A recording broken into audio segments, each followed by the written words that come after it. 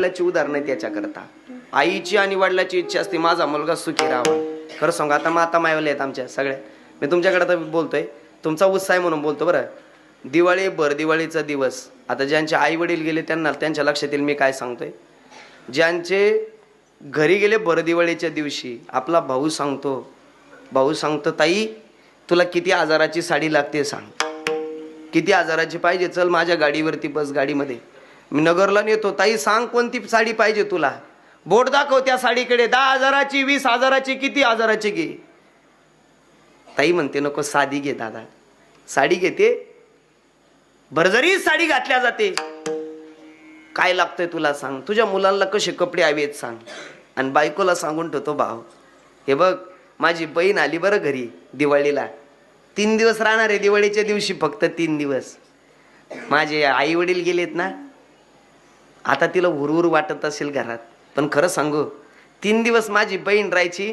माझ्या बहिणीला परकांतर देऊ नको बरं, कृपा कर माझ्यावर. 3 दिवस कोणतंही भांडण करू नको. काय लागतंय तिला खायला कर, काय सुखाची दिवाळी करायची करू दे. 10-5 हजार माग पुढं तोटा होईल तर भरून काढायला पठ्ठ्या तयार आहे, पण माझ्या बहिणीला दुःख होईन, माझ्या ताईला दुःख होईन असं वागू नको. बायको इमानदार होती, बायकोने सांगितलं अजिबात नाही, चिंता करू नका, तुमची बहीण काय माझी काय. त्यांचे आई वडील गेले, उद्या आमचे गेल्याच्या नंतर काय होईल हे जे समजून घेतात ते लोक सुखी आहे बरं.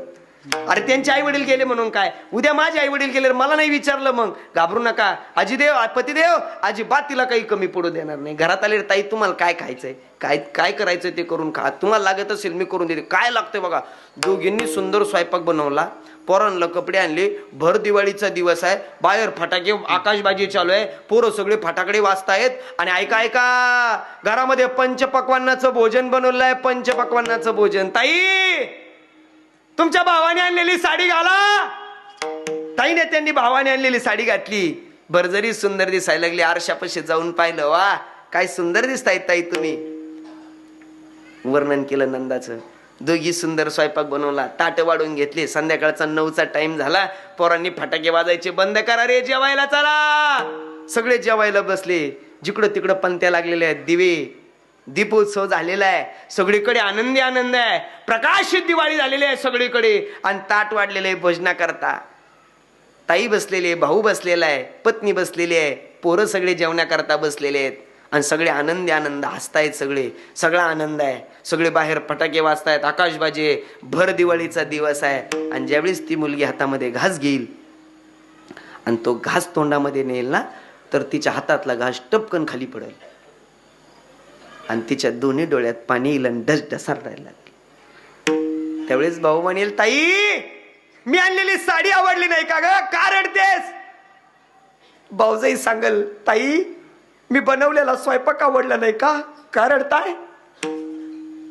त्यावेळेस पोरं सांगतील, आई तू काय रडतेस. सगळे विचारतील ना, त्यावेळेस तिचं रडणं थांबणार नाही, दोन्ही डोळ्यात पाणी होईल. आणि रडता रडता हुंदका देऊन ती ताई सांगेल, दादा तू आणलेली साडी आवडली रे. वहिनी तुम्ही बनवलेला स्वयंपाक आवडला हो, मुलांचे कपडे आवडलेले, बाहेरचे फटाके वाजताना दिसतायत, आकाशबाजी दिसते, पंचपक्वान्नाचं भोजन बनवलेलं दिसतंय रे दादा.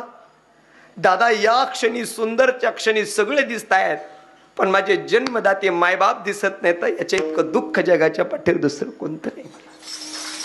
माझे मायबाप दिसत नाही. म्हणून लक्षात ठेवा, मला रोज लोक सांगतात महाराज तुमच्या युट्यूबला टीव्हीवरती आम्ही रोज कीर्तन पाहतो, पण तुम्ही तुमच्या कोणत्याच कीर्तनात आईवर बोललेले दिसत नाहीत. खरं सांगतो मी, ज्याची आई मरण पावते त्याला आई या विषयावर बोलता येत नाही. म्हणून मी आई या विषयाला कधी छेडत नाही. आज तो प्रसंग तसा आहे म्हणून सांगितलं.